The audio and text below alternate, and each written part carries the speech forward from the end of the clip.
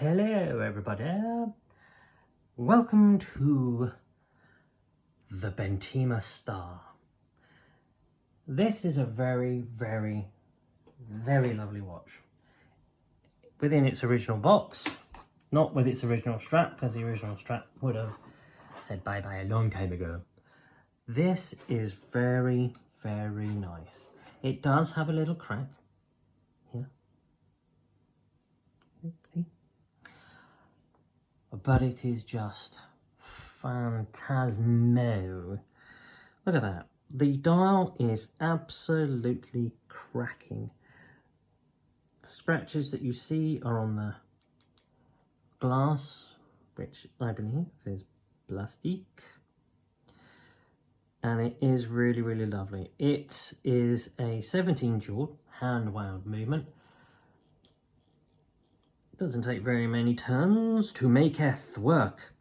I did have to put a new crown on this. I didn't want to, but it's a lovely watch. It does get worn, but the original crown, which I still have upstairs, was so terribly worn. You couldn't wind it.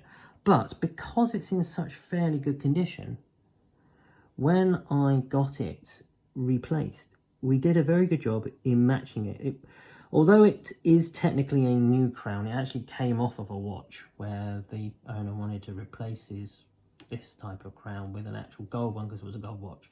And it's kind of a little bit big for this. The original crown was a little smaller, but you know what, it suffices and it kind of fits, which is great. And for me, I don't have any feeling in this thumb, so it's much better for me.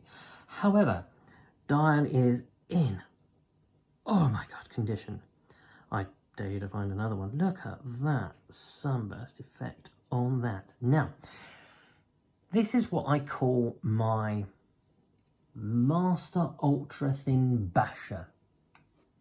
Why I have, you ask that? Because this beast, including that glass, is a mere 6.8 mil thick. It is a very classic and very stereotypical for its age. Go on, you. 34 mil. The lug distances are, if I can get this right, the lug distance is, oops, wrong way. Come on, fingers, work. Fingers, work. There we go. 17.8. Put an 18 mil strap on that, not a problem, that's what I've got on here. And lug A to lug A. 43. So on a 17 centimeter circumference wrist,